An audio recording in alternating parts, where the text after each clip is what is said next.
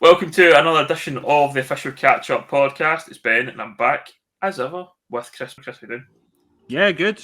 Good. A bit of a special episode today. Obviously, we have Thomas Brown, the chairman of the Lowland League, joining us. End of season fair in the Lowland League, obviously. The last matches for many clubs have been played. I think there's only one game to go, if I remember correctly. So probably the next few weeks will be covering a lot more in the tiers below, because we'll have nothing really to talk about in the Lowland League other than, I guess, the Lowland League Cup and, obviously Spartans in the playoffs. So, but yeah, decent episode ahead, Ben, I think. We'll talk a bit about the football, what's happened.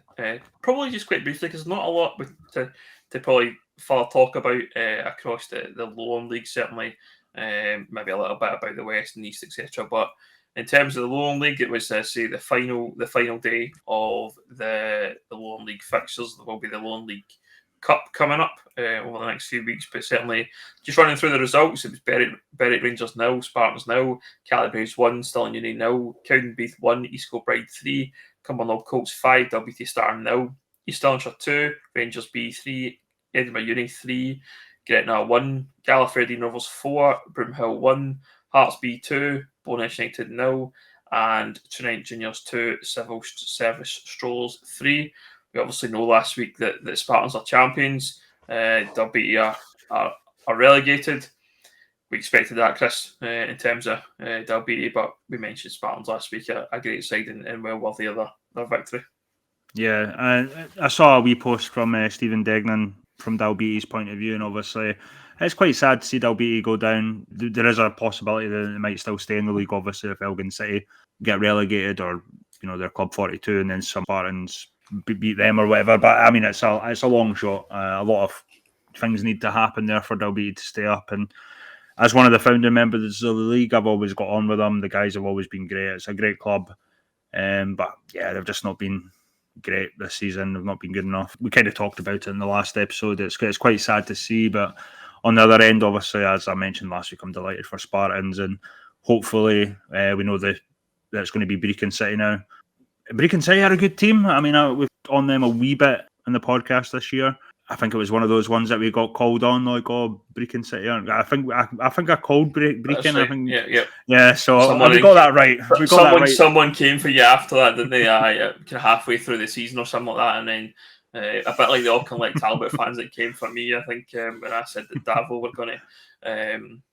It took to the final day, but we got it right. I mean, things were certain. The fact that Auckland weren't going to win the league. I don't think they will. They still mathematically can, but personally, I don't think they will. But in terms of, I think Spartans, it's great to see them in the playoff. I think they've got a good chance against Brecon. Personally, I think they've got a chance. They've had some records. They've got good players. Most of the squad seems to be in good condition. They'll get a little break to play before the games come up next week. I think it is. The first games take place up at St Ainsley Park, isn't it? The first game, followed by the return fixture at Glebe Park, certainly. So it'll be good to see, and also we're rooting for Spartans, but no two ways about it. We're going to be fully on board with the Spartans train with this one, and hopefully they can get promoted, and we'll see then what happens with the bottom. But yeah, coming on to Dalbeatty, I think you're right. I think it's sad to see that they are a good side. They've had a bit of a difficult spell, and I think though they can go into the South of Scotland League and probably regroup a little bit as a club and go again. I think they're more than capable of coming back into that playoff. The difficulty being is that they've got to come back into a playoff if they do win the league. And given the calibre teams in the West and East coming up, I think that becomes a bigger challenge for them, certainly. But I think they're well capable of getting there. That's the first thing. I think looking at that South of Scotland League, they've got more than enough with the squad they've got, and I hope they can keep most of the squad they've got together.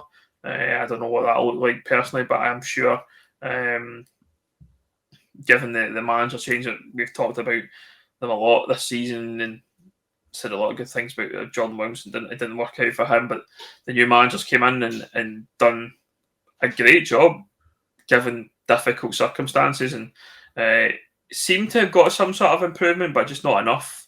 Edinburgh Uni managing to get some results and just keep their neck above the water as it is. But they'll be, as I say, regroup, go again and come back strong into the playoff, I assume, next season.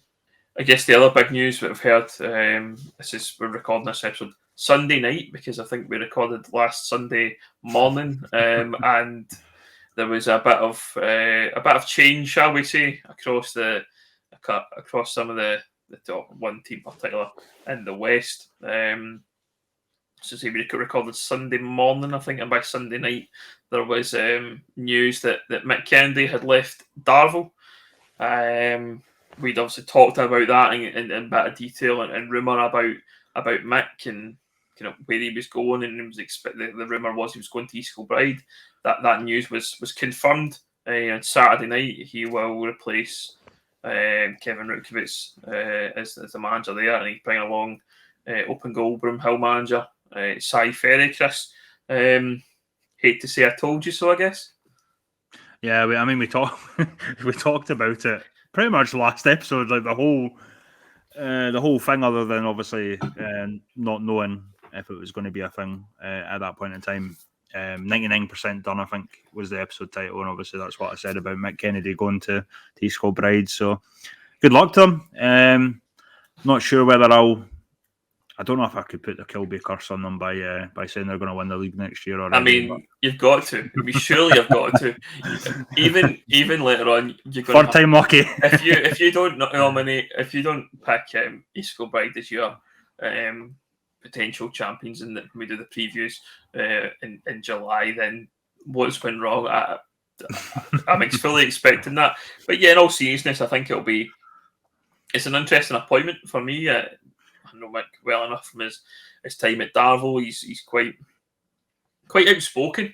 Is old Mick. He's likes to he's got a lot to say. I wonder how he feels about the B team certainly being involved in the Lowland League. He's got a lot to say about that, so it'll be interesting. But he brings in obviously Cy Ferry, another person who's got a lot to say, predominantly on his podcast, but I think they can build a squad. I think there'll be.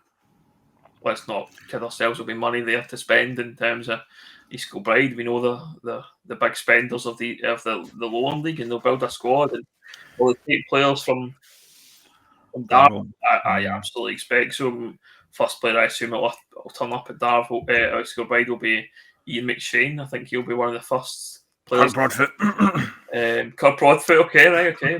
Potentially, there we go. But I think Ian McShane is the kind of player that East Kilbride definitely could do with, and I know Mick rates him highly. We all do. I think he's a good player, and that'll be one to watch. But I'm sure there'll be more of that squad that'll potentially look to get the move up to the Lowland League. I wonder how it will go though for them. Do you think, Chris? Do you feel like it's win or bust for East Kilbride next season? Yes, I mean, money. I've said it before, weeks ago or whenever it was, but surely money doesn't last forever. They keep chucking money at it. I don't know much about the owner, to be honest. I mean, there's a few clubs that I know about owners and whatnot. I to be honest, I don't really like discussing too much into the financial situations. All I know is that we know that East Kilbride have money, and they're going well backed. Yeah. They're going to chuck money at it, but I don't think you can do that forever. You can't do that, and I guess fail to get to where you need to be to recoup some of either money or whatever it would be, i.e. going into the SPFL or. So yeah, I think this has got to be the last shot at it. A lot of things are going to change, obviously, with the Conference League and whatever else. So I think this has got to be the last shot at it, and I'm intrigued to see how it goes for them. And obviously, I quite like Mick, so I hope he does well. But yeah, I'll wait and see before making any predictions. I think both Mick and Cy are characters, and we'll hear plenty from them over the course of the season. It'll be interesting to see how they get on in the Lowland League, because I do believe that the East Kilbride thing is a win or bust situation. They're going through a kind of conveyor belt of managers. When they don't get success, it seems to be a quick move is to get rid of the manager if it's not working for whatever reason. And they've also got a squad of good players and have done over the years. And squads for me that are always capable of winning the Lowland League from the start or even further in. You don't know what goes wrong at East Kilbride, but there's something there, but it'll be interesting to see if Mick and Si can turn that round over the course of the season and get them promoted, because I guess that's ultimately The goal, is the aim. And with the Conference League, I guess promotion potentially could be not necessarily being the champion. You don't necessarily have to win the league next season if they're going to be promoting multiple teams into the conference situation. So, yeah, that'll be an interesting one to watch, and I'm sure we'll talk about it plenty as the squad next season is assembled. East Kilbride. The other one to talk about, there's been, I guess, it's a bit of a merry-go-round, Chris. Callum Elliott has left Pennycook Athletic after, I think, about 3 months or something like that, roughly. And he has joined, he's replaced Maurice Ross at Cowdenbeath. I'm actually surprised. But I didn't even think he lasted 3 months, to be honest. I might be wrong about that, or my memory's gone fast. Pennycook are such a great club. I really like Pennycook, and given Callum Elliott's experience before of what he done at Tynecastle and Trinent, I thought Pennycook would be a really good fit. However, he's jumped at the chance to go to Cowdenbeath. Surprising, because in the next few years, if Pennycook get back to where they were in terms of being a challenger in East of Scotland, I could probably see Pennycook being a better team than Cowdenbeath, in all fairness. Whether not a better club and facilities and whatnot, I'm not 100% sure, but certainly I don't know how Cowdenbeath improve on their finish from last season, in fairness. I mean, they're not a club that's known to have lots of money anymore. I think the fact is they don't. I think I've listened to Maurice Ross talk recently, and he says that there's no money there. The club seems a bit different in terms of having to rebuild, I guess, and from getting relegated from League Two. And Callum Elliott as a manager certainly has, I think, the ability to take teams and build them and get them winning. I think his win record is ridiculous. I think he's had success wherever he's been. With Tynecastle, got Trinent promoted into the Lowland League. He obviously left Trinent during the summer, I think, or early in the season, for whatever reason there, but picks up the Pennycook job. I think from all accounts, looking for his next job and try to find the right opportunity. He is local to Edinburgh, so Pennycook did seem like a good fit for him. And coming back to Pennycook versus Cowdenbeath, for me, I don't see Cowdenbeath as a great move personally for him. I think there's much more potential there with Pennycook for me as a club. I think they've got easily could win that league next season. I think that one of the teams, I think the East of Scotland Premier League is going to be quite an open league next year. Linlithgow Rose, I assume, get promoted. I guess people will come at me for making assumptions, but certainly because I know I've got that wrong already this season. But I think, Linlithgow Rose go up. That East of Scotland Premier League is a very open division, and I think Pennycook could easily win that. But yeah, another one to watch and see how that goes. And Callum Elliott, I think actually was only in charge for it looks like 7 weeks. Chris, then you make the 3 month mark. So is he the kind of manager that's looking, maybe will he be looking at his next move? I don't know. Perhaps I find that's something that you look at his CV. He's what, 36 or something like that, and he's jumped about clubs multiple times as a manager, and it'll be interesting to see how that goes, because if Cowdenbeath don't do well, is he going to stick around? I'm not too sure, but it'll be an interesting watch, and another one we'll keep an eye on. I'm sure talk about it at length over the close season as the squad gets assembled. Moving on, then we'll cover off quickly some of the other divisions that we like to talk about. East of Scotland Premier Division, there was 4 games. Inverkeith and Hillfield Swiss 6, Vale Leithen 0, Crossgates 0, Musselburgh Athletic 1, Dundonald Bluebell 5, Blackburn United 2, Oakley United 0, Pennycook 2. Largely, I guess, routine victories. I think we expect probably most of those teams they went with a form book, if you like, Chris. Yeah, I think the biggest shock in the East was in the league. It was, can we really call it a shock? Bo'ness Athletic beating Socky 5-1 in the cup. Yes, that was a mental score, and obviously we'll probably move on to the West soon, but there was a lot of mental scores at the weekend. We've talked up Bonus Athletic, their front three in particular, a lot of praise. Did I expect them to go out and beat Socky 5-1? Absolutely not. I mean, Socky are still one of the top teams in East of Scotland, but we talked about levels and Bonus Athletic being way, way, way below their natural level. Are they an East of Scotland Premier side? I think so, in my opinion. But yeah, it is what it is. A shocking result in the cup. Yeah, I think they'll rattle through the divisions. That's absolutely no doubt about that. And yeah, nobody's shocked. They've got talented players. We talked about them, I think, about last week as well. And they're a good side, and they'll also win the division.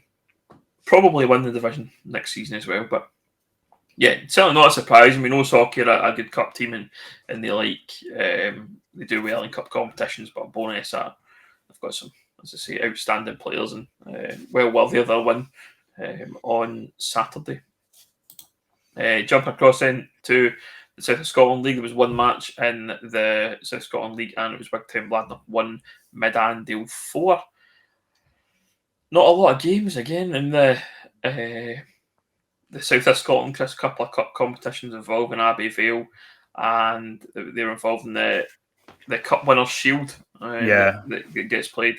Luncarty winning that 4-2 in penalties, and there'll be obviously a game involving Renfrew and that Cup Winners' Shield to see who gets a place in the Scottish Cup. The other game involving a South of Scotland team is Lochathus, so 2 Stranraer reserves, 1 in the SCFA Challenge Cup second round, but certainly not a lot. I always find it strange in the South. There's 5 weeks. There's only 1 league game on, but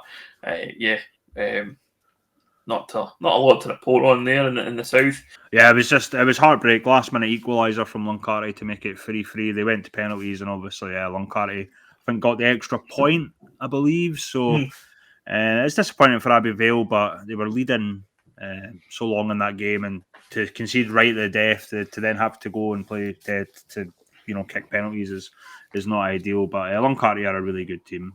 We've talked about them previously as well. So yeah, it's all up to Renfrew now. Right, moving across into the West of Scotland Premier League, there was a full card of fixtures starting off Friday night. Cowan Rangers 0, Clydebank 7. Can we just gloss over that? Is that possible? Can we just forget about that game? I've not got a lot to say on it, to be quite honest. It's one of those ones, 7-0 against anyone's horrible to take.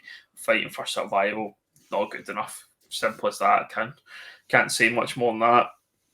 Clydebank have got a cup competition, cup final round next week at Meadow Park in the League Cup against Auchinleck Talbot. I was hoping to have one eye on that, but certainly came out firing and were well worthy of their 7 goals, unfortunately. But ruthless, yeah. It's what it is. We've just got to focus on the next game. It doesn't come much harder than Beath for us, certainly next week. We play them on Saturday. We get a whole week of no games for the first time in God knows how long, but Beath are a great side, and unfortunately for us, we're coming into a game where we'll touch on the result shortly, but we're looking to play them and having to try and get a result. They're probably going to be trying to finish the league off and get a victory there, which is a great achievement for Beath. It looks like they're going to finally do it. They dropped points on Saturday for the first time, I think, God knows how long, losing 4-0 to Troon, Chris. That was a shocker. We talked about shock results. That was a complete surprise, but I think it's a blip in what has been otherwise a fantastic season for Beath, and it's came out of nowhere. I don't think anyone would have predicted Beath to have the season they've had, and fair play to the guys. Obviously, I called out Josh Fowler really early in the season. I thought he would do well. Did I think he would, be one of the guys to take them to the top, right to the top? I mean, competing, yes, but not as potential winners of the league. I mean, that's just crazy. But fair play to them. But yeah, I mean, Saturday was just a blip for me, I think. Yeah, I think you've obviously seen it. Christian as a manager's came in and brought some players in to the squad that was already there, and he's got good talented players already. And he complemented that with the guys like Andy Monk, Carl Monty's had a renaissance of a season, coming back and playing for Beath and doing a great job. Blair Rossiter looks like a great find as well in the middle of the park. guys like Danny O'Neill, we've known him for years. He's a good solid player.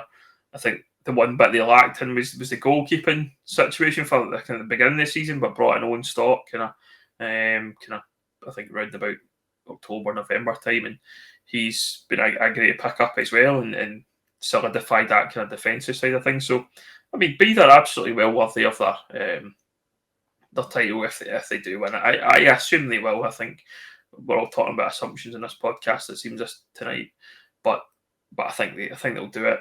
The Auchinleck have enough in their tank to get the points. I personally don't think so from seeing Auchinleck play, and Auchinleck fans can come in my DMs if they want and come at me, because I've seen them play twice against the Buffs. I think they were brilliant, personally. So I don't think they'll do enough. It would take something from Beath to absolutely derail, and I don't think they have that in them. I think they're, as you say, Chris, it's a blip.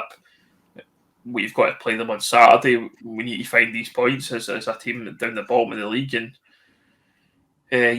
certainly not looking forward to that trip to Bellsdale on Saturday, but we'll go there, hoping to try and potentially spoil the party. I think Auchinleck on Wednesday night, if Auchinleck lose to Largs, then Beath can win the league on Saturday officially and by the point. So Auchinleck need to keep the momentum going and try and stay with them as best they can. But I don't think they will personally. But moving on then to some of the other games across the board, I mentioned Auchinleck there. They beat Arthurlie 2-0.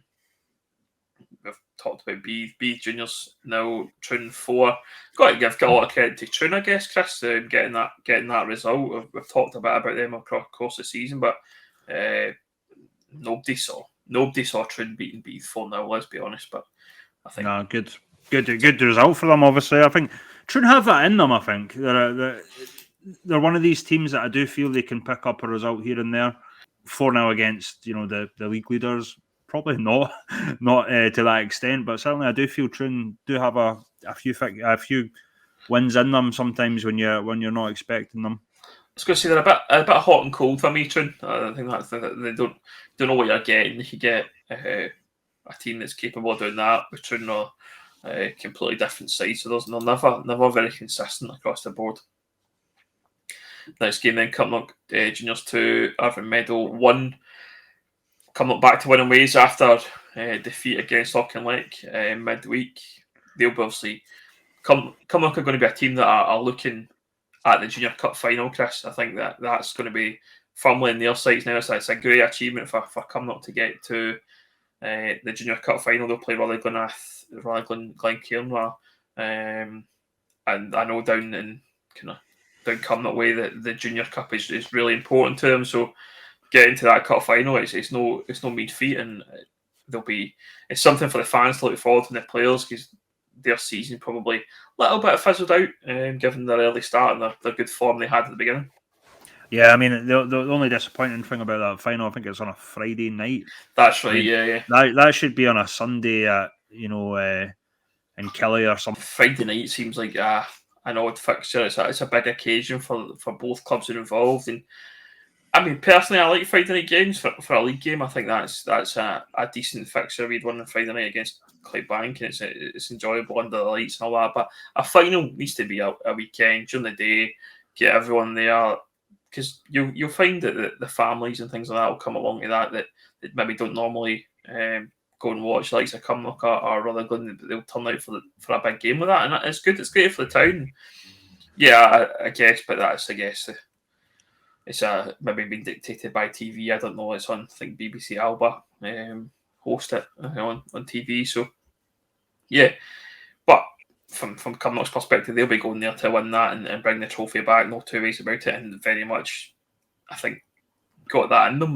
They've got a great side and struggling probably a little bit looking at our squad with injuries and things like that, and try to get boys fit. But they'll be looking at that fixture, and I think more than capable of getting the result there. Elsewhere then, just to round up the West Scotland Premier League, it was Kirkintilloch Rob 2, Darvel 1, Largs Thistle 4, Hereford United 1, Petershill 0, Glenafton Athletic 2, and Pollok 1, Cambus Slang Rangers 0. I guess the only other surprising one there, Chris, is Kirk Boy beating Darvel. Mick's departed in the week there, and Daryl Meggett and Craig McEwen have taken over interim charge until they appoint a new manager. But still expected Darvel capable enough to beat Rob Roy. It seems like, I don't know what's happened there, but it feels like a bit like they're down tools, Chris. Yeah, I mean, I've heard certain things, whether it, I don't know exactly what's went on there, but obviously Mick leaving's never a good sign for any club if you lose your manager to in fairness, East Kilbride are a tier above, but it does. We kind of questioned the project thing. If you believe in a project, it's kind of relating Mick Kennedy to Cy Ferry a wee bit there, eh? But match made in heaven, perhaps. Match, yeah, maybe that will be the two, I guess, to get East Kilbride to win the league. But no, I don't know what's going on. Darvel will be disappointed to lose Mick. He was a big part of the club, obviously, a big part of the. I've used words like journey, but I think that's their words as well, to be fair. So, project journey, they're the ones that get thrown about, and yeah.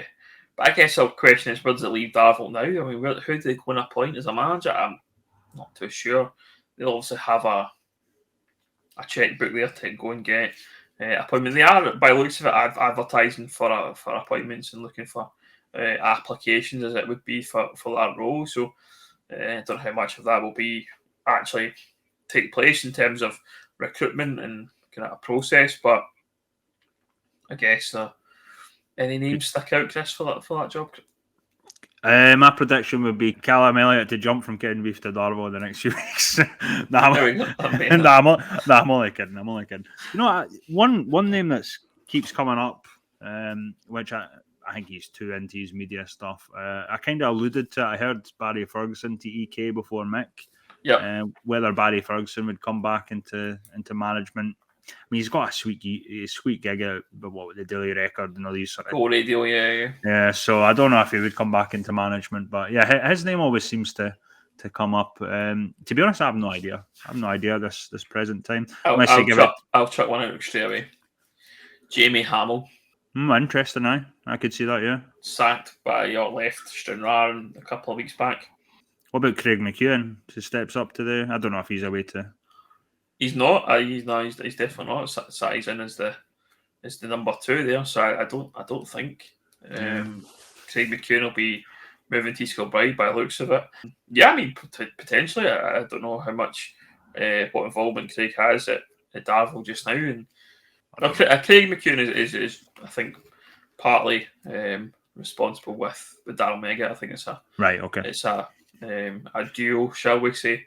The Buffs appointed a leadership group when David Gorman left, but it looks like they've got a management duo at Darvel. And yeah, I mean, I think Southey will be someone who would want that job. He's been around that club for a number of years and know it well.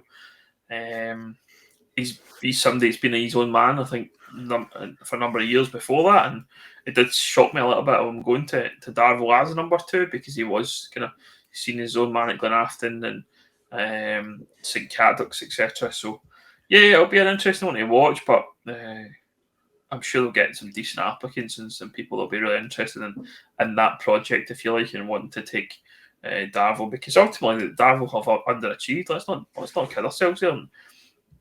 They have had the budget and the finances to go on and should have won or should have got promoted by now, and it's just not happened. So maybe a change of manager is the right move for them, and East Kilbride an opportunity for Mick. So maybe it's a good time for all concerned to move on and see where they go from here. But again, a bit similar to what we're talking about with East Kilbride.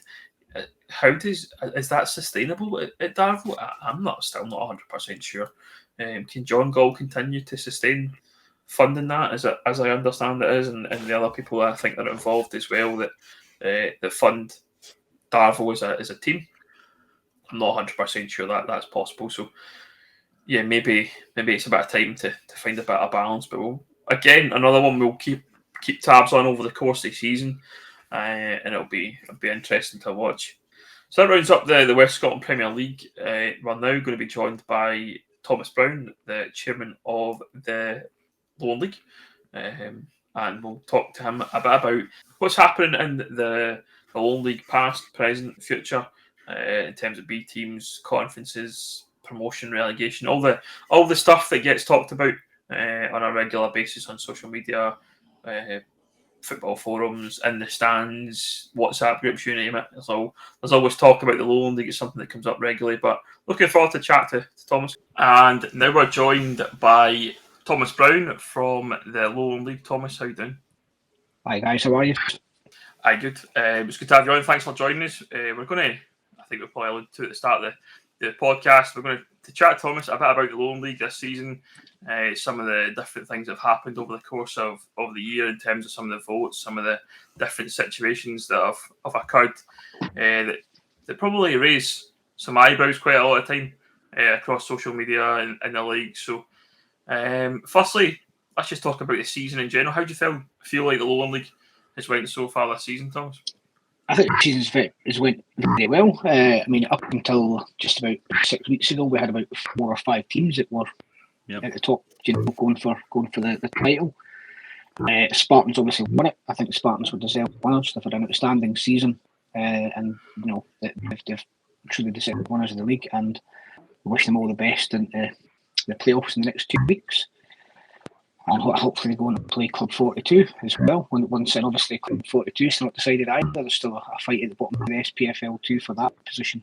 So that's been at the top. There's been a good challenge in the middle of the table, and at the bottom I've had 2 teams which have kind of sat at the bottom all season, which I think most leagues will have. I think all in all, it's been a good season for the league. Yeah, I think from our perspective, Chris, it's been quite positive in terms of the football. There's been a lot of talk, obviously, about the B teams, which I'm sure we'll cover at some point. But it was good to see Spartans win the league in the end. Yeah, I agree with you, Thomas. It's been quite exciting this season, actually. With the last sort of few seasons, we've had maybe what you would probably describe as runaway winners. So to have a more challenging league, it's been great. Obviously, as you said, Stirling Uni were in it for a wee bit. Trinent Juniors. I don't think East Kilbride were really out of it until the last sort of few months either. So it's been exciting. It's been really good. And as you say, Ben, we've been kind of focusing more on the football, but obviously there is, I guess, background issues rather than foreground ones this season, I guess. No, definitely. There's been a lot to talk about, and I guess that first topic that always comes up, Thomas, is the B teams. We've had a recent vote again of. Well, firstly, let's step back a little bit. How have you felt the B teams have went this season in terms of their involvement in the league? The involvement in the league's has been good. A lot of noise on social media about that, and against that, and people have entitled to their views. But in terms of the actual footballing, it's been good. Clubs have enjoyed them. Most clubs have enjoyed having them in. Most clubs have enjoyed playing against them, and have benefited in various ways from that. So I think all the B teams has been a good thing for the league. In terms of those benefits, what kind of benefits do you see from having the B teams in there? The benefits are it gives the league more exposure. You could say that a lot of that exposure is negative. However, clubs are still seeing we still see an increase in gates at B team games across the season. Looking at where it started two seasons ago to where it is now, there's definitely an increase in gates. There's more press interest, which helps the league. And all in all, B teams, whether people like them or not, they are a talking point. They certainly are. Chris, you've obviously talked about them quite a bit as well on this podcast. What have you seen the B teams this season? Yeah, well, I've always said I've not really had anything against the players. It's always great to watch the development, and it's not really proven that it's developed these players as such, because they could probably get a similar experience on loan to other clubs. But certainly, you just have to look at my team of the season. I've got B team players in it, so obviously there has shown some quality, and some of the B team players. Probably for Hearts more than Rangers and Celtic, but certainly some of the young guys at Hearts probably have had a really good exposure to a decent level of football in the Lowland League. I'm not totally against B teams. I think we've made that clear for over the course of the last few years or whatever. So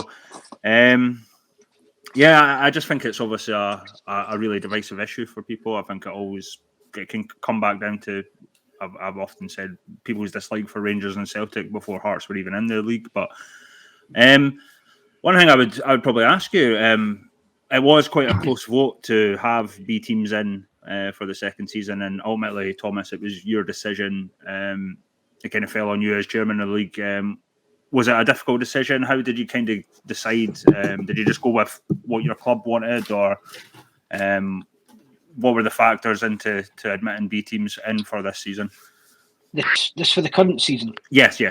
Yeah. Well, I mean, the casting vote I had was casting was a casting vote, and that was based on the board's position. The board was at that point was unanimous that B teams were positive and should be readmitted. So it was quite clear. I've always been supportive of B teams being in the league. So it was pretty clear that that was the decision I was going to go with. Was there any sort of concerns, perhaps, if the one of the B teams had won the league, maybe some opposition from perhaps the Highland or the SPFL?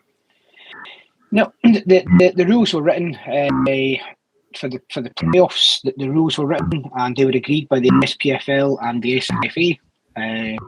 So any challenge to this is where I think people are confused about. This there's always this talk about legal challenge. Any challenge would not be to the Lowland League or to the club that won the league. It would be a challenge to the SFA because the SFA has sanctioned these rules, and as the governing body, any challenge would need to be made against them, and that wasn't going to happen.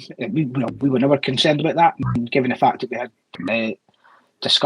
lengthy discussions with the SPFL's lawyer prior to the rules being agreed and signed off, we had no worries at all that was going to happen.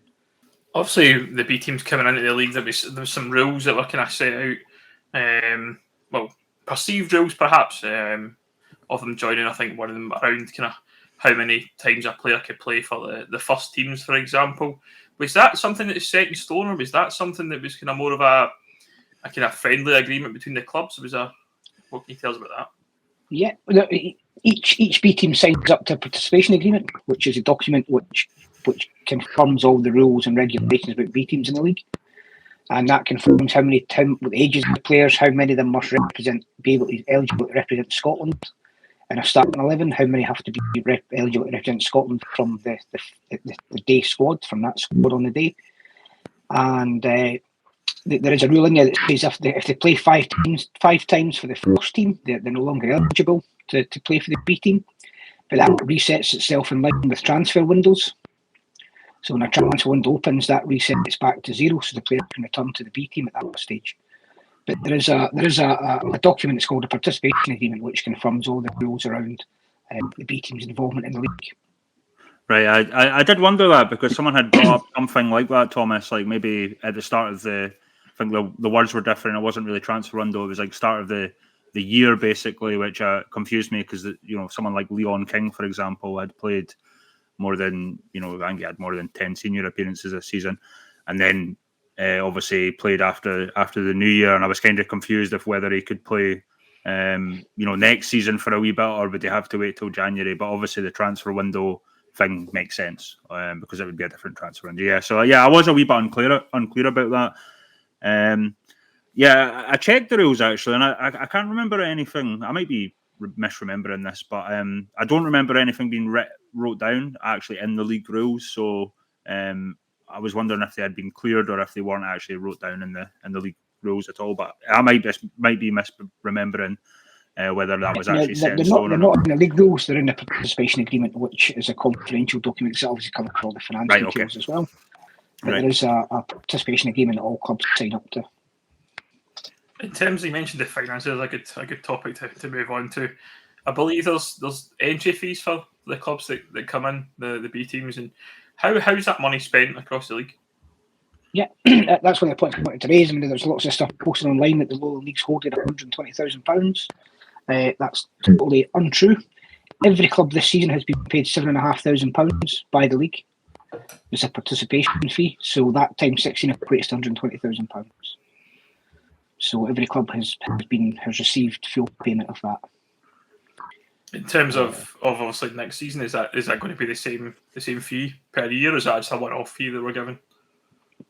That's a season fee, so next season the fee will be roughly the same. And we shared amongst the clubs, or is there intentions for that money to be spent the same? Or? Well, it'll be shared. The clubs will benefit, whether that's them receiving a direct payment or whether it's a case of we just get the SFA to pay the referees and we pay the referees each month. But clubs will get the full benefit of that, because ultimately a referee's costs for the season are going to cost us about 150,000 to 130,000 anyway. So I guess moving on to next season, as it would be, there's been a vote, I gather, to allow them back in for next season. How did that vote go? Firstly, that vote was 10-5 in favour of having them in again. 10-5 in favour, and do we know the clubs involved in that? Is that something we can find out? Private vote. Okay. Only the league secretary knows who voted for what. Right. Okay. And obviously, we don't want to anticipate a witch hunt against any clubs, obviously, because we have seen, what Twitter's like, obviously, Thomas, and whatnot. So I wouldn't even reveal that if we did know, obviously. I guess some clubs have obviously commented themselves and publicly said that they fired back to her. They haven't, so it was just I wasn't sure if it was something that was in the public domain or not. But that's cool. Chris. Yeah, I think that's a fair point. Clubs have made their position clear and they get respected for that by online. If a club was to go off and say they voted for it, they would not get shown any respect. They would be slaughtered, and I've no surprise that clubs have avoided that. And certainly, I think that these kind of things bring out the worst in social media and individuals. I had a wee bit of a different perspective on the B team vote this year, especially because we'll probably get into it almost immediately after, but obviously the Conference League been much talked about. Do you think some of these clubs voted yes for the B teams to delay the Conference League for a season? And would that have delayed has that delayed the introduction of Conference League for next season at Tier 5? Well, I think what was clear is that the conference was coming. Again, there's lots of stuff being written about online and people's views. The conference was coming whether the Tier 5 6 leagues wanted it or not. This was part of a review that was carried out by the SFA. There was 3 options in that review. The only option that would get support of the SPFL was option 3, which was the conference. So the other 2 were ruled out because the SPFL would not be able to get them through their members. The other 2 options included an SPFL 3 with 12 teams and an expanded SPFL 2. Now, our league's position was we would prefer an expanded SPFL 2 by an additional 6 teams. However, the SPFL made it clear when we met as a PWG that they would not be able to get that through their members. So the only option on the table was option 3, which was the conference. So there was lots of questions about how the conference will make up, when will it start, what will the entry criteria be, and that's what's been discussed in the last few weeks. So it was also made clear that the SFA was not supportive of introducing a conference in 23-24. Neither it was the Lowland or the Highland League, on the basis that we were going to have to. What was at stake at the end of the season should be known at the start of the season. So clubs should not be playing in 3 weeks before the end of the season. It says, okay, everything's changed. There's now a new conference on the table. And that. So if you can finish in the top 4, you have a chance of going into this conference. That was not acceptable to anybody. So the 24-25, in our response to the pyramid review, we suggested it should be, our support was for season 24-25. So at the start of next season, everybody knows what's at stake and what they're playing for. And that also would include next season, for instance, again, a lot of confusion about it. Next season, the playoff will still happen as normal. So the Highland Lowland League will still play off against Club 42. If Club 42 is relegated, they will be relegated into a new conference. So it's not going to block the playoff for next season. So we were supportive of that, and we were also aware of by making a position that's 24-25. One of the consequences of that vote was B teams need somewhere to play. They've now got 3 B teams, and it's clear there'll be maybe 4. There'll be maybe 4 next season or the season after. There'll be 4 B teams. At the minute, there's 3 B teams. for next season there will be 3 B teams. There's not a fourth. There's not a fourth coming into the Lowland League. There's not a fourth going to the Highland League. There's 3 B teams, and that's all there is. Yeah, I have heard that as well, Thomas. That people are quite, because obviously Aberdeen were mentioned, and people were asking, "Do we know how many B teams?" And I was like, "Yeah, I'm pretty sure it's just the same." I couldn't imagine Aberdeen coming down and playing in the Lowland League for a year and then jumping into a Conference League. So just the 3. Yep. I think going on to that, obviously, I think people will be interested how. The process kind of seemed quick from behind the scenes. I mean, how involved was yourself and the Lowland League in the Pyramid Review, or was it kind of sprung up by the SFA? It did seem like it happened very, very quickly. Yeah, I mean, obviously the review was announced in June, July last year. Yeah, and there was at that point there was one pyramid working group after that, and all leagues were then asked to submit their written proposals and the submissions. I know certainly we submitted a 3 or 4 page document about the pyramid, and that went into the SFA. I'm pretty sure other leagues would have taken the opportunity to make their position clear as well. Then early in March, sort of late February. So in January we were told that the review would be, and it would be out at the end of February, beginning of March. The review came out early in March, and all leagues were represented at a meeting in Hampden in early March to discuss what the Pyramid Review had. And at that meeting, there was nobody speaking out against B teams in the Pyramid. There was nobody saying that they shouldn't be there. Everybody was agreed that they should be there and should have somewhere to play. From that, everybody was asked to go back to discuss with their clubs and feedback to the conference proposal. So we felt that we still didn't have enough information, so we had a vote at a general meeting, which was an indicative vote about keeping B teams. People again have said, that was about keeping B teams, and that was about a green light given to B teams in the Lowland League, and we support the conference. That vote was to allow us to go forward to a further discussion with the SFA and the SPFL around the conference. Nothing else. It was purely for us to go away and get all the information we needed for our clubs. And again, I've seen again stuff written at that time, people saying that people at clubs had no idea what was going on. This was after the vote had happened, and the Lowland League board had not provided clubs with information.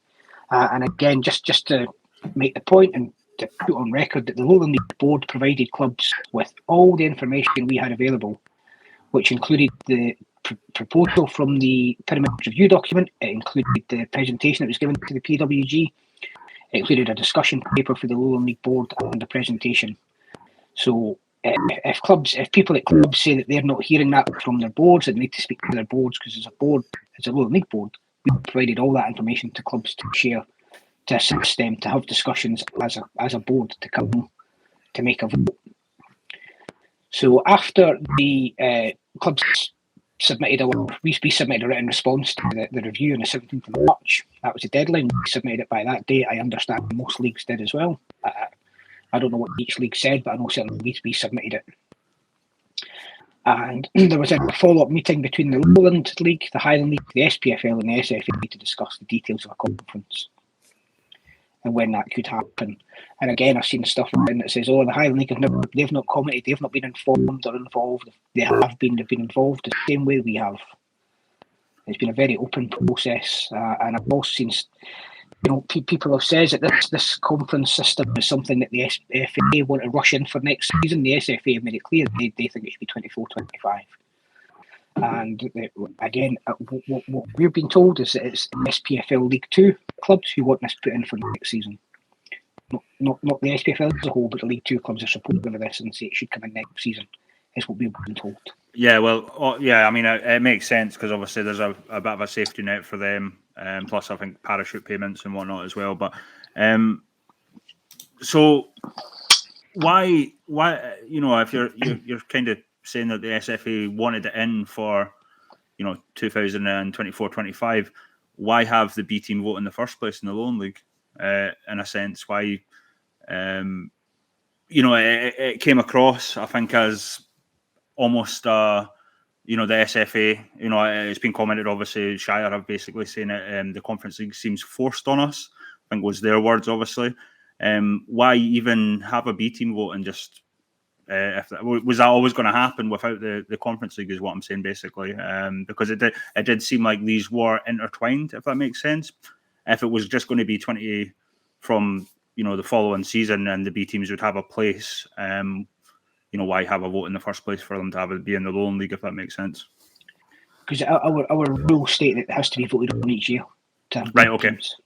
So that is a rule. That has to be. Right. Yeah, B teams have to be voted on each season. So nothing to do with the SFA or no? Okay, that makes sense, right? Okay. No. The board's position wasn't, to be clear, the board from the board's perspective was that it should start in 24-25 because that was the fairest way for everybody. And obviously, the consequence of that meant that we had to find some of the B teams to play. Mm-hmm. So it was a case of, and it was also, I'm pretty sure if we said we're not taking B teams, then I'm pretty sure the SPFL would push hard with the SFA to get try through this, to get it through for next season. Yep, that's kind of what appeared to me and many others. Obviously, it did feel like the B teams had to be in the Lowland League next season, or the Conference League was coming. Basically, as you mentioned, it's coming anyway. But to me, it feels like it's delayed the proposed Conference League. I think something that really ties in with that. I'm guessing there'll be more opportunities for tier. Well, I don't know what to call them, but the tiers below the Lowland League. I guess there's going to be more chance of promotion for them this season. The Conference League comes if we're losing obviously Lowland Highland League teams to the conference. But is there any new vote planned on the promotion relegation from tier 6 into tier 5, or potentially tier 7 into tier 6? But have you got any? Is there any plans of what to look at that again? Obviously, it's been voted on and previously. Yeah, just to go back to the point about the conference, you talked about a delayed start. Mm-hmm. So if it started next season, it would be an SPFL conference. They would obviously manage it and be responsible for who goes into it. For 24-25, we have it's a position where it will be the top X number of clubs that have the right criteria. And again, that should be fair as well. That gives clubs in the Lowland and Highland League time to prepare to meet that criteria, which might include some might need to adjust floodlight standards and stuff. So again, it would be unfair to expect clubs to do that in 4 weeks. So I think that's part of the decision. But looking ahead, obviously, if we lose 3, 4, 5 teams next season, it will be they will have to be filled. Vacancies will need to be filled. So we will bring forward proposals for this AGM, which will see more promotion into the Highland League, into the Lowland League, for at the end of next season. So as things stand, and one other thing just about the conference, which I don't think has been made clear or people don't understand, is that if it was a 23-24 conference, it would be made up of 8 teams. So that would be 3 B teams and 1 of the Highland League teams and 4 Lowland League teams. So again, our proposal to clubs was that I don't think clubs would see an 8-team conference as an attractive proposition. No. Playing each other maybe 4 times over the season. In 24-25, it will start off with 10 teams.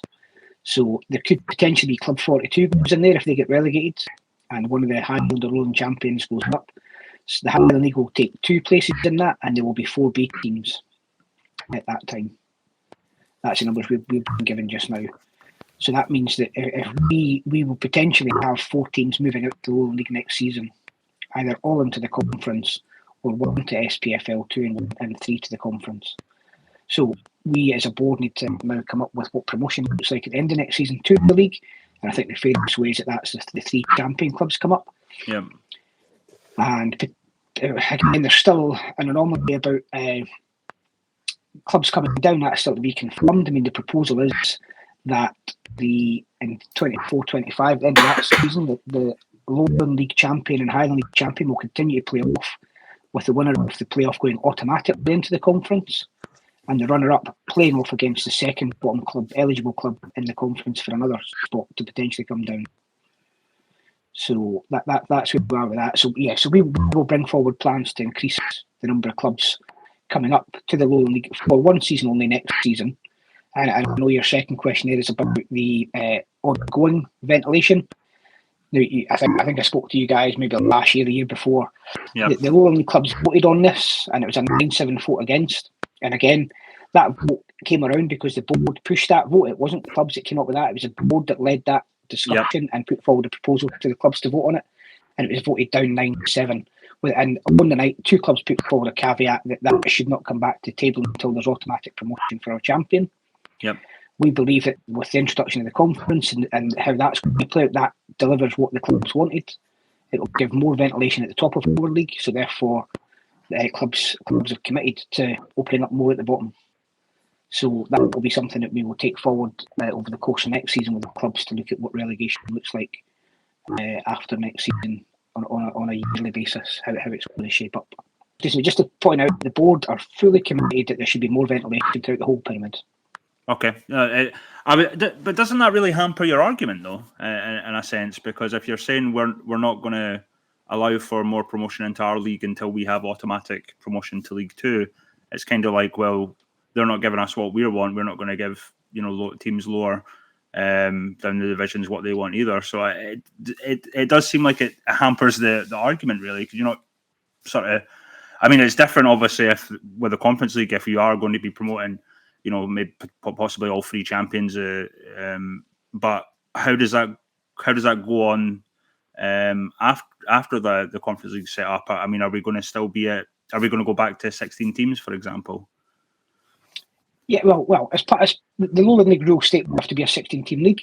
Yep. Excuse me, and we have at one of the PWGs, the one at Hampden, we says to the SFA that we wanted to bring forward proposals as to how we could invigorate the lower part of the pyramid, and they'd be keen to see them, and they've committed to want to see that over the course of the season. Right. So we will continue to look at how we can invigorate the lower part of the pyramid, which is Tier 5, current Tier 5 down the way, to make it better. And in terms of the argument, I agree, but as a members' organisation, that's the clubs voted against what I would have preferred it to the vote gone different, but it didn't. Yeah. So we can only go with what the members, like any other league, as a members' organisation, it's up to members to decide. 100%. Ben, you've not really spoken a while. Obviously, you're from the west, so yeah. You mentioned there obviously about the commitment to improving the lower parts of the tiers within Scottish football. What actually needs to improve there? Because where do you see it, for example, in the west and the east, that there is the multiple promotion positions within the different tiers. They obviously, for us, obviously my involvement is from a west perspective, and we always feel the bottleneck is between Tier 6 and Tier 5 as it is now. Obviously, the conference coming in is going to step that back a bit and will become probably Tier 7 and Tier 6 respectively. So what actually can be improved? Because I think that the west and the east and certainly the south are doing their bit, and they're kind of having to be controlled by like this playoff sort of situation. Well, I think that's one of the things that we could improve is to try and remove playoffs. Yeah. And how do we get to that? So, I mean, the Lowland League is the only league that's currently restricted by numbers within our rules. So the Highland League seems to have no restrictions on numbers. So we need to look at what the numbers are in these leagues. Could these leagues be increased in numbers?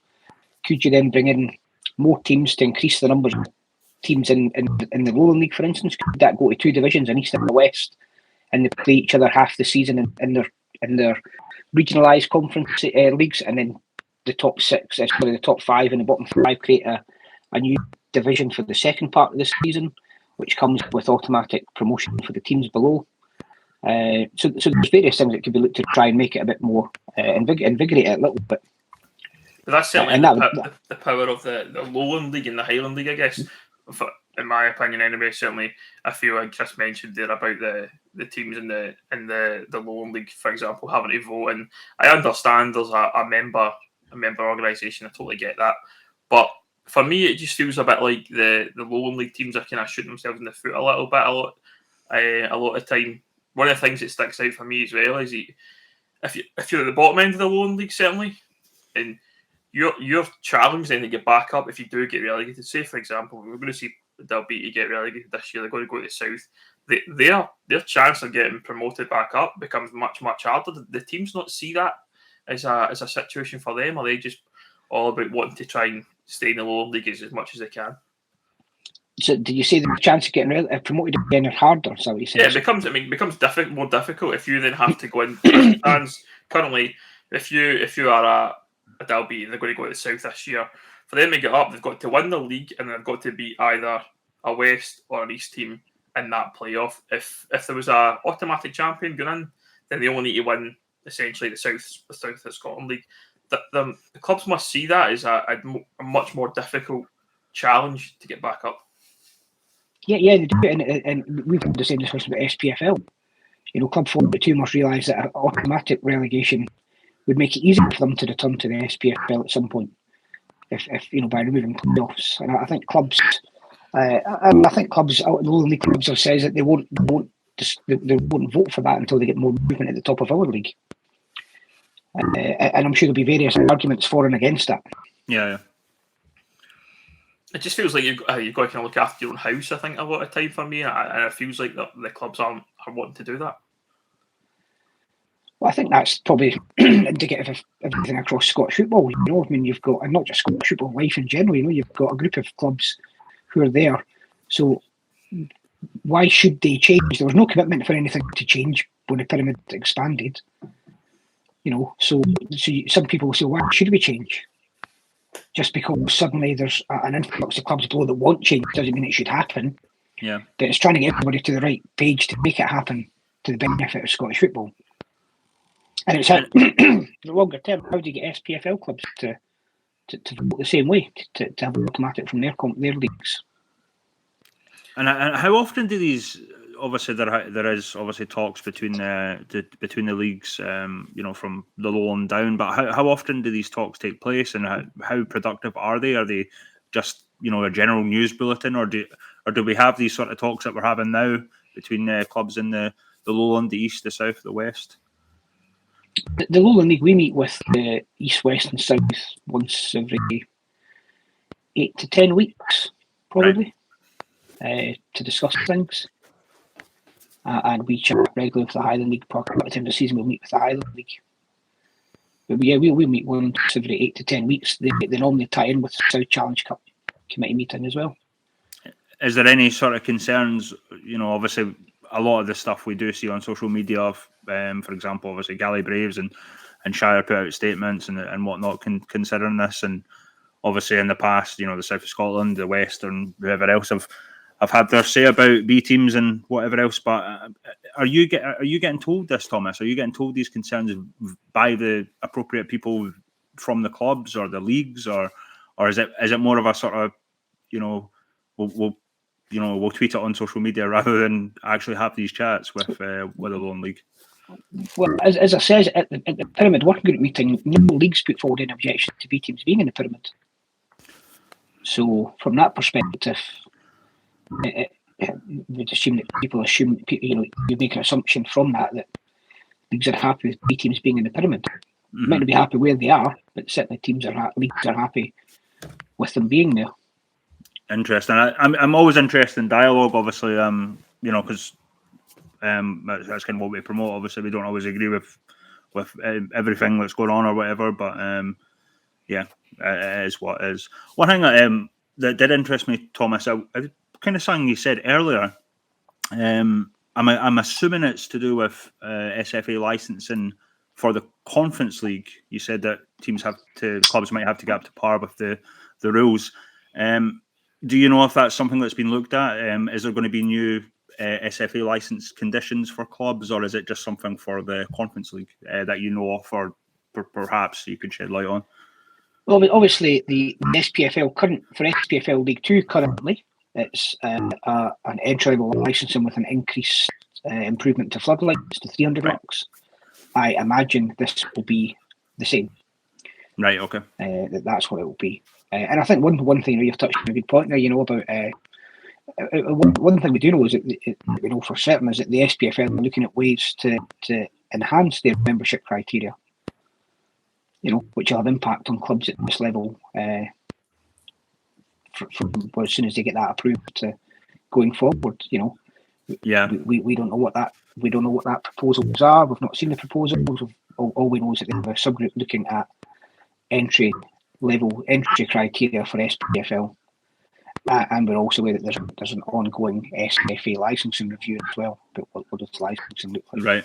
Because that I mean, I wouldn't obviously concern me at the moment, but certainly you do kind of, for the Lowland League, obviously, and the Highland League, all clubs have to be licensed anyway. But obviously, if you're, at the moment we've got Beef Juniors, for example, that aren't licensed in the West. They're having issues with a license as quad because they don't own their ground. And then I'm not sure about Creetown, but I did hear rumours that they might be, seeking some former license to have the chance of playing the playoff against Linlithgow Rose. Have you heard anything about that at all? I take it at the moment.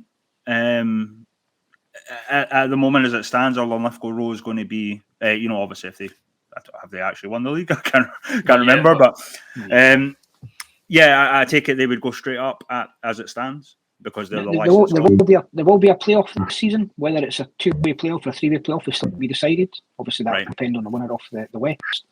But Creetown have been granted a waiver to play in the playoffs against the East champion, assuming they win the South. And that's a way for the Lowland League board can grant clubs who meet the licensing criteria but as yet don't have their licence. Obviously, the way licences are granted by the SFA is there's a process to go through that's involved in audit with the licensing board. The licensing officer goes out and inspects the ground, and he reports back to the licensing committee. At that point, the SFA board is notified that the club meets all the criteria, but they do not get granted membership until after the SFA AGM. So Creetown, we've been told by the licensing board, the licensing committee rather, that Creetown meet all the requirements for licensing. Right. So on the basis that there should be no objection to them receiving a licence, there's a waiver granted for them to go into the playoff. And just for some context on that waiver was also granted to Bonnyrigg Rose before they came up. Yeah. So it's not something that's just been invented or something new. It's something that's always been there. So the draw was done. The general meeting on Monday night, the draw was done for the playoffs. Based around we did 2 draws. We did our based on 3 clubs and 2 clubs. So the playoffs will take place. Yeah, with all respect to obviously Lockhart, Thistle and Abbey Vale, Creetown are just top of the league of the South. That's why I used them as an example. So, before we move on, Chris, I just want to come back to that waiver. That I'm interested in that topic. Was that not something that could have been considered for example, for Bees, given their current situation and the difficulties they're having with their ground? I'm sure Bees as a club could have met the majority of the licensing criteria. However, they've got that little bit of problem around planning permission around their ground. Is that not something that could have been considered and waived just to allow them to play that playoff and perhaps see if they can resolve that issue over the summer? We would need a confirmation from the licensing committee that they would get licensed. We don't have that for Beath because they're not at the same stage.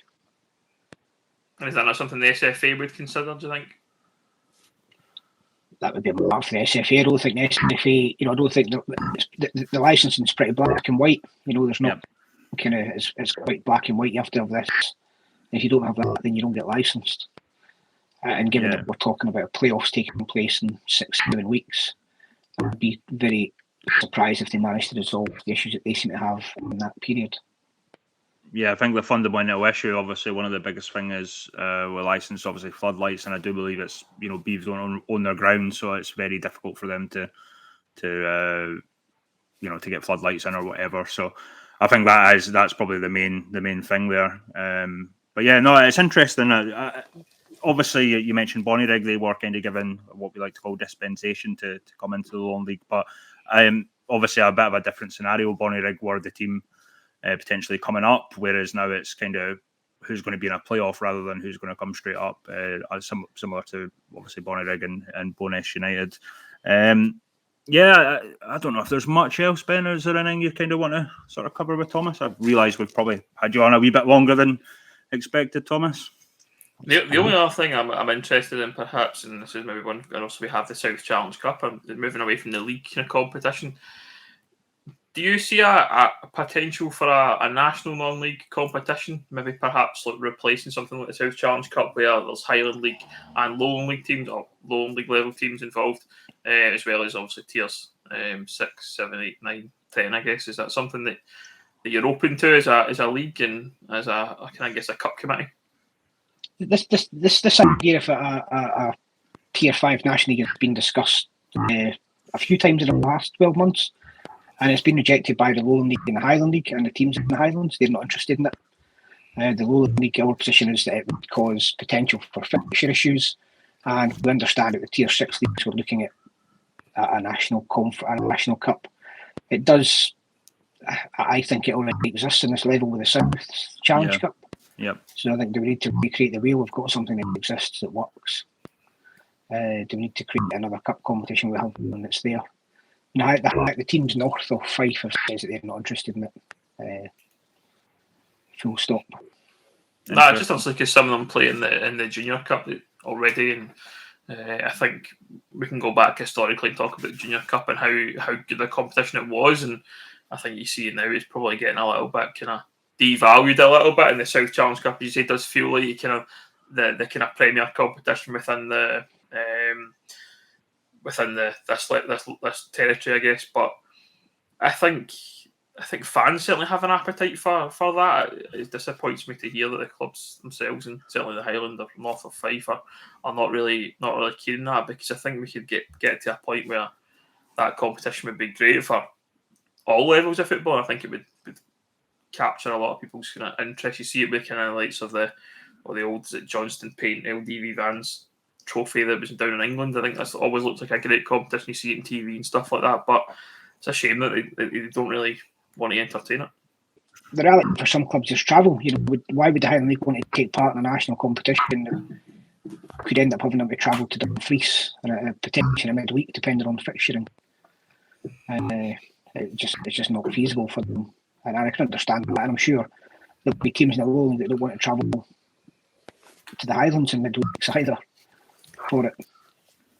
Yeah, it's understandable, obviously, because we do have these situations come up, obviously in the Scottish Cup and stuff like that, and it can be a bit of a nightmare if there's a replay or for whatever reason the clubs have to spend money for guys to stay over in hotels and whatnot. Just back to football, Thomas. How you kind of mentioned how the seasons went. What I know you've not had the chance to look at my teams of the season. I had to do two teams because it's been that such an exciting league, obviously with B team players as well. I don't discount them as well. So, is there anyone? Obviously, I don't want you to show favouritism as the chairperson of the league, but is there any sort of players that come to mind that you've been personally impressed with, even at Gala, obviously, or any other club? I think there's players in all clubs who've impressed. Every club's got a good bunch of players, talented players. So I think it'd be unfair to pick out any individuals. It's tough, I'll give you that. That's a tall French you're sitting on there, Thomas. That's a good one. I think all clubs that are continue to improve on and off the park, not just in playing, but I think all clubs are improving off the park, which is just as important. And certainly, I think next season's Lowland League will be interesting, given the potential of what's at stake at the end of the season. Yeah. In terms of that, I'm just going back to that talking about what's at stake for the end of next season. When do you expect some of these kind of votes and things like that to take place? Do you expect them to take place soon, or is it kind of far down the line in that? The votes for what? Sorry. Well, like for example, the expanded promotion that we talked about earlier on, or the fact that you're going to have teams going into the Conference League, so there's going to be spaces created. When does all that, do you think, going to take place to ratify that? They'll need to be at our AGM at the end of May, because obviously clubs below need to know what's at stake. And also the clubs, the leagues below need to prepare, because if they're going to lose all their champions rather than just one, potentially they need to expand relegation from their conference to keep their numbers how they need to be. So we will bring forward proposals to go to the AGM in May about how. And again, but again, we just to be clear on that, we discussed that Monday night. It's pretty clear that if we've got 3 vacancies, bring up the 3 highest placed teams with licenses from East, West, and South. Yep. Now, if we have a 4th, how do we resolve that? Do we have a play-off for the 2nd highest places in these conference leagues to take up the 4th spot? That would be the fairest way. The clubs get their own merit. These are the things that we just need to work out the final detail of and document them for clubs for the AGM. Obviously, we will discuss that with East, West, and South as well, so that they're fully aware as to what the proposals look like. Final question then for me then, in terms of the Lowland League. Let's look ahead. Where do you see the Lowland League, say 3-5 years time? What do you think it'll be and what it'll be like? Well, I think it'll look different. It'll have different members in it. I'm sure it will have more. I'm sure it will have more current SPFL members in it. Because even with a conference, with the conference comes automatic relegation for the bottom club in the conference. So I'm pretty sure in that time we will see 2 or 3 SPFL clubs end in the Lowland League within 5 to 6 years. We will see more clubs coming up from below as well. And I think in 5 years' time, the Lowland League will look very different. But I think it will continue to be competitive and an interesting league. I agree, actually. I mean, we often talk about teams, the word ambitious clubs or whatever coming from the tiers below, but I think you're right. I think we will have a lot more SPFL clubs coming down as well. We've obviously seen it. East Stirlingshire, Berwick, obviously this season, Cowdenbeath. So yeah, I think it's going to be interesting. Obviously, add the mix in there with, I assume, the West of Scotland teams coming into the league as well. Plenty of East of Scotland class, East of Scotland outfits as well. So yeah, it does make for an interesting league. And I think, as you mentioned, Thomas, I think this has probably been one of the most exciting seasons, I would say, of the Lowland League. Certainly, given that no one's ran away with it. Spartans have they went on an 18 unbeaten run, and we've seen that in the past. I think Bonnyrigg had 18 unbeaten last season, then Kelly Hearts 21, and it's always these mad runs that clubs go on to win the league. Yeah, I'm quite excited for the Lowland League next year, obviously, and to see how things pan out.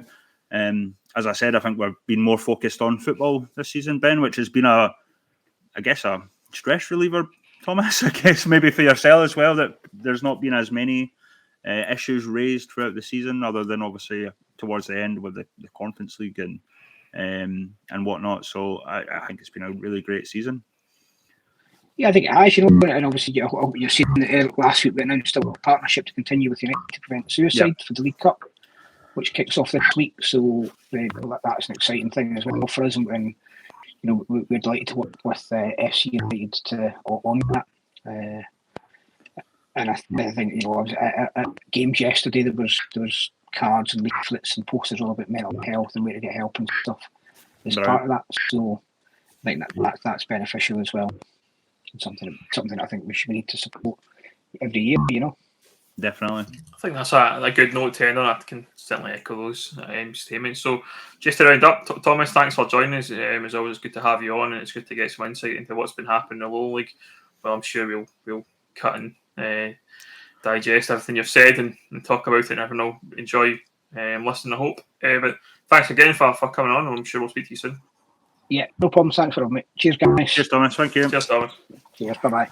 That was Thomas Brown there, the Lowland League chairman, on there, just to discuss a bit about some of the stuff that will be happening or has happened over the last year and coming ahead. Chris, we talked to Thomas there for about 45 minutes. What's your initial thoughts on some of the stuff he was saying? I always feel when we have Thomas on, it always feels like there's a negativity about it, simply because of the divisiveness of the issues. But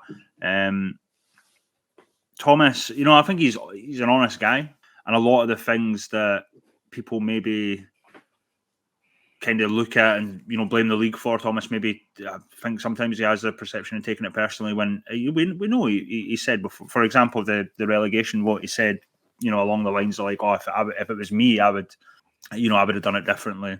And I think that's important to remember it, because I did see the same with George Fraser when he was the chairperson. A lot of it was kind of a wee bit different, obviously, because it was initially George with the B team's idea. But you've got to remember that as a members, clubs have their say. I think a lot of what was said was interesting. A lot, believe it or not, not a lot of stuff in there that we didn't really already know, apart from maybe the wafer thing. Obviously, I think what's news to me, I think we called it dispensation, but obviously it is a rule to give potentially Creetown, obviously in the south, to a spot in the playoff. But yeah, it was interesting, really. The number of teams in the conference seems to change. From 10 to 12. Now I've heard 8 now, and it's So there's a lot of misinformation there. And fair play to Thomas. He's always, keen to come on and throw that away. But other than that, I mean, it's been a weird one, Ben, in a sense that because the conference, we can see that there's a lot of clubs unhappy with this conference, and we know it's probably not what people want, but we can't stop it. It's not like there's anything that we can really do or clubs can do. It looks like League Two have obviously gave in to the idea of the protection of being relegated straight to the Highland or Lowland. Not putting the blame all on them, obviously, but certainly it has been agreed that that's going to happen either way. I just hope there's more chat, and from what Thomas was saying, it's promising that even with the Conference League coming in, it would be good next season, or certainly the end of next season, to see the three champions of the East, the South, and the West be promoted to Lowland and take up places that they deserve. More promotion from Tier 6, I guess, potentially Tier 7. It's going to be a good thing in the long run. But yeah, I mean, it was a good chat. I'm surprised we actually had him on for as long. I think that's the longest we've had Thomas on, to be fair. But yeah, I guess that's my initial thoughts of the whole conversation, Ben. Yeah, I think the thing that stands out for me is that it looks like that increased promotions going to come to certainly to the Lowland League, at least for one season. That's a step in the right direction. I understand the conferences and the kind of divisiveness around them, but like you said, the B teams, I think, ultimately are here to stay. I think we've got to accept that as a football community. You can be against them all you want. I mean, you're out to be like that. I don't have an issue with someone being against it, but I think we need to understand that that's happening and use that to our benefit and try and get to a position where the league and the pyramid is in a better place. Now, the conference, for me personally, don't like it. Don't think it's the right way forward. I think what we have just now is probably the right way forward. A personal view, I would like to see maybe like a Lowland League East or Lowland League West. Tom's kind of unfair to that as possible, maybe down the line. And I think that makes sense. Like with perhaps East and West licensed clubs being involved, I think that would be a good step in the right direction for me personally. I think that's my own view. But if we can get to the point, at least we see some teams like next season automatic promotion for your champion club. That's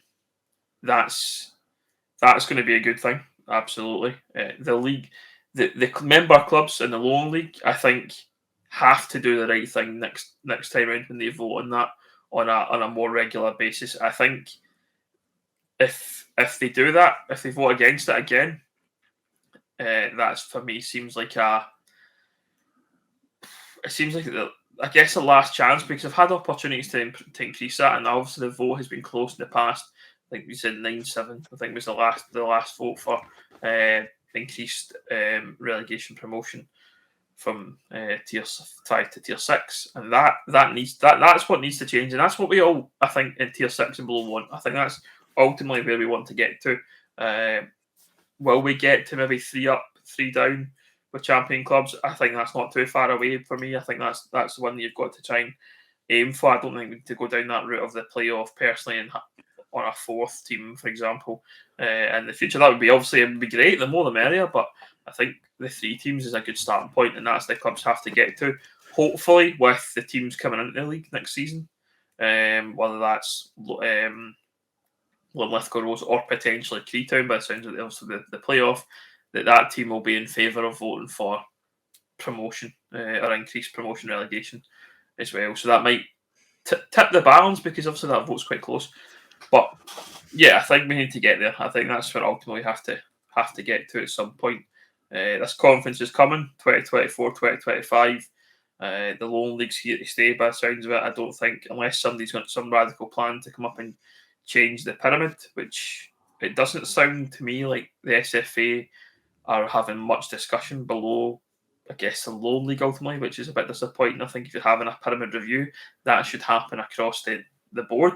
Get everyone's thoughts and get everyone's involvement and just try and get to that point, because it seems like that's not happening. But I think talking to Thomas, we can be more positive about what's coming down the line, and look ahead to the future and what that looks like, and hopefully we can get to where we as a tier 6 club and being involved in there, we can get to. You know what's mad about this whole thing? The League Two clubs, for example, they've been staunchly, I would say use the word staunchly, against B teams, but now they're relatively safe in a sense, because the Conference League, right? I'm guessing B teams can't get promoted yet. Yeah. They have that wee kind of, I guess, what do you want to call it, a pillow, a mattress, So and they'll get parachute money as well from going into the conference. So over the last, I cannot believe how this has turned out. The fact that we're probably even further away from automatic promotion to League Two. And the League Two teams have absolutely benefited over the last few years. They really have. They obviously voted. I guess I don't know if it was a vote or whatever, but they've obviously put their preference towards a conference league. It's funny how football works out. I guess, and how they're going to have this conference league to be I guess a mattress or whatever not. If the podcast title isn't the League Two mattress, then I'm disappointed, quite frankly. Well, that's pretty much it for us on the official Catchup podcast. It was good to be joined by Thomas Brown from the Lowland League once again. You can get us on all the social media platforms at official Catchup on Twitter, Facebook, YouTube. Remember, hit your like, subscribe on your YouTube channel, on your all your podcast applications. We appreciate everyone who listens. It's great to see the numbers that we get on this podcast. We'd love more. We're just two guys talking nonsense about non-league football, but it's great to have so many people involved, and we appreciate it. So if you can do that, it doesn't cost you anything to hit subscribe or like or anything like that on these channels. But until next time, thanks for listening or watching, and we'll catch you next week. Cheers.